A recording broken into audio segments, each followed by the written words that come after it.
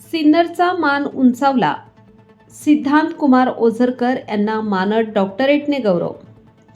सिन्नर शहरासाठी अभिमानाची बाब ठरावी अशी उल्लेखनीय कामगिरी करत सुप्रसिद्ध वास्तुशास्त्र मार्गदर्शक सिद्धांत कुमार ओझरकर यांना नवी दिल्ली येथील magic book of record and arts युनिव्हर्सिटीतर्फे मानद डॉक्टरेट पदवी प्रदान करून सन्मानित करण्यात आले.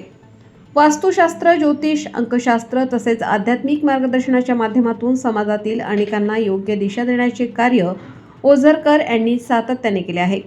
त्यांच्या या समाजोपयोगी व प्रभावी कार्याची दखल घेत त्यांना हा प्रतिष्ठेचा सन्मान बहाल करण्यात आला. दिल्ली येथील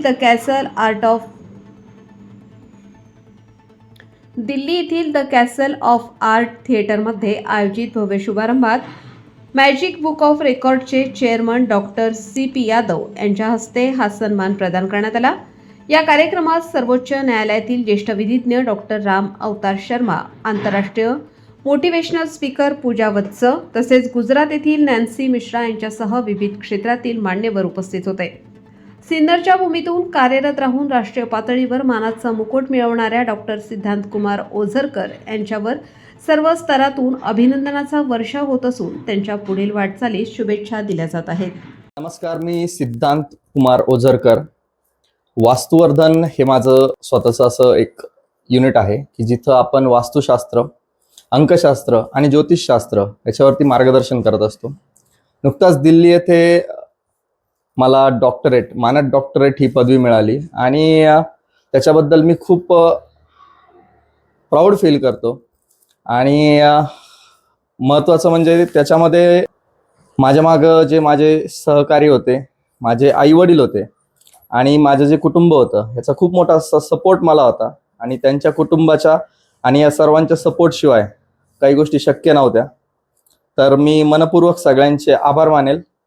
आणि मला हे जे मिळालं आहे अवॉर्ड, हा असा खूप मोठा अवॉर्ड आहे आणि त्याच्यामुळे मी खूप आनंदित आहे. गुरुजी, वास्तुवर्धनची स्थापन करताना मुख्य उद्देश काय होता, काय सांगा?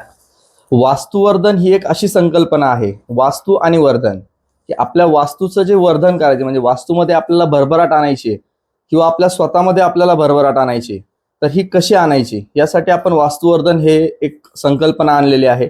आणि याच्यामध्ये आपण लोकांना वास्तुशास्त्र, अंकशास्त्र याच्या मदतीने जगात कसं वावरायचं आहे किंवा पुढं कसं जायचं आहे किंवा प्रगती कशी साध्य करायची आहे याच्यासाठी आपण ही एक संकल्पना आणलेली आहे. सिन्नर सारख्या ठिकाणाहून प्रवास सुरू करून राष्ट्रीय स्तरावर पोहोचण्याचा प्रवास कसा होता गुरुजी, काय सांगा? सिन्नर सारख्या ठिकाणून, सिन्नर हे खूप छोटं ठिकाण आहे आणि छोट्या गावापासून मोठी ठिकाणी जात असताना खूप साऱ्या अडचणी येतात की ज्याच्यामध्ये जे आपल्याला विविध पुस्तकं हवं आहेत, जे विविध ग्रंथ हवे आहेत, त्याची अवेलेबिलिटी होणं, या सगळ्या गोष्टी इथं खूप अडचणीच्या येतात. तरी पण सिन्नरचं सार्वजनिक वाचनालय म्हणा किंवा इतर जे सिन्नरचे बहुप्रतिष्ठित मान्यवर आहेत त्यांच्याकडूनही मला बरंचसं मार्गदर्शन आणि सपोर्ट मिळाला आणि इथून पुढं तिथं आपल्याला पोहोचता आलं. तिथपर्यंत जाणं हे काही खूप सोपं नव्हतं, पण मग अथक प्रयत्न आणि कंटिन्युटी याच्याच बेसवरती आपल्याला पुढं जाणं शक्य झालंय. वास्तुशास्त्र, ज्योतिष आणि अंकशास्त्र या क्षेत्राकडे वळण्यामागे नेमकी प्रेरणा काय होती? प्रेरणा अशी की मला पूर्वीपासूनच, म्हणजे जसं मला समजायला लागलं तसंच या शास्त्रांमध्ये असं कुठंतरी आपण मध्ये जावं, त्याच्यामध्ये काय आहे काय नाही याची खूप जास्त उत्सुकता होती. आणि या उत्सुकतेचंच कन्व्हर्जन हे पुढं याच्यामध्ये झालं. करत असताना बेसिकली खूप छोट्या छोट्या गोष्टींपासून याच्यामध्ये मला सुरुवात करायला लागली आणि पुढे जाताना आध्यात्मिक गुरु भेटत गेले, मार्गदर्शक भेटत गेले आणि त्यांच्या मार्गदर्शनाखालीच इथपर्यंत आज मी या गोष्टीमध्ये पोहोचू शकलो आहे. समाजातील नागरिकांना मार्गदर्शन करताना आपल्याला कुठल्या प्रकारच्या समस्या पाहायला मिळतात? सर्वात मोठी समस्या ही आर्थिक समस्या आहे आणि स्ट्रेसची समस्या आहे. की प्रत्येकच व्यक्ती आहे जो स्ट्रेसमधून जातो आहे, ज्याला आर्थिक गोष्टी करायला खूप जास्त अडचणी सामावता आहेत, त्याला जशी पाहिजे तशी ग्रोथ मिळत नाहीये, जसं पाहिजे तसं पोस्टिंग मिळत नाहीये आणि लोक त्याच्याच मागे पळत बसलेले.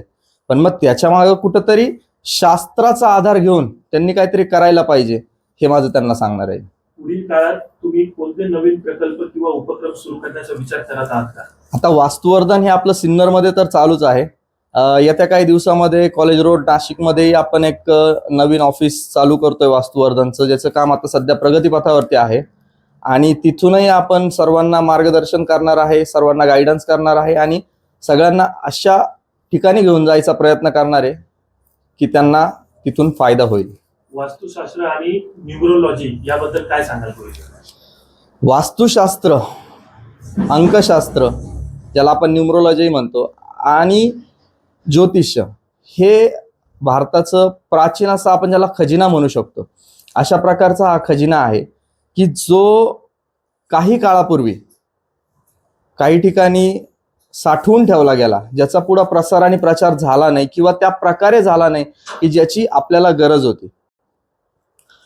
तर शास्त्र हे खूप अथांग असं आहे आणि ज्याचा वापर करून माणूस खूप प्रगती साध्य करू शकतो, खूप मोठा होऊ शकतो आणि त्याची चांगल्या प्रकारे भरभराट होऊ शकते. जाता जाता आजच्या तरुण पिढींना आपल्या क्षेत्राबद्दल काय संदेश द्या? हे जे क्षेत्र आहे हे लोकांचा ह्याच्याकडे बघण्याचा दृष्टिकोन खूप वेगळ्या वेगळ्या पद्धतीने होतो की इथं काही जादूटोणा चालतो का, किंवा इथं काही वेगळ्या गोष्टी होतात का, इथं कुठं लिंबू दिलं जातं का, इथं कुठं मिरची दिली का. नाही, हे पूर्णपणे एक शास्त्र आहे आणि हे शास्त्र ज्याला आपण आता सायन्स म्हणायला लागलोय, शास्त्र हे खूप जुनं आहे. त्या शास्त्राचा आधार घेऊन काही जे शास्त्रज्ञ आहेत त्यांनी सायन्स हे केलं. जसं की आपण साधा एक मंत्र म्हणतो, सूर्यकोटी समप्रभ.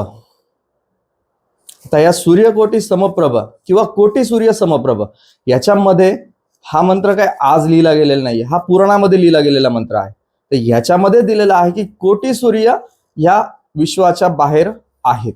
म्हणजे त्याचा आधार घेऊन पुढे शास्त्रज्ञांनी संशोधन केलं आणि मग ते पुढे कंटिन्यू होत गेलं.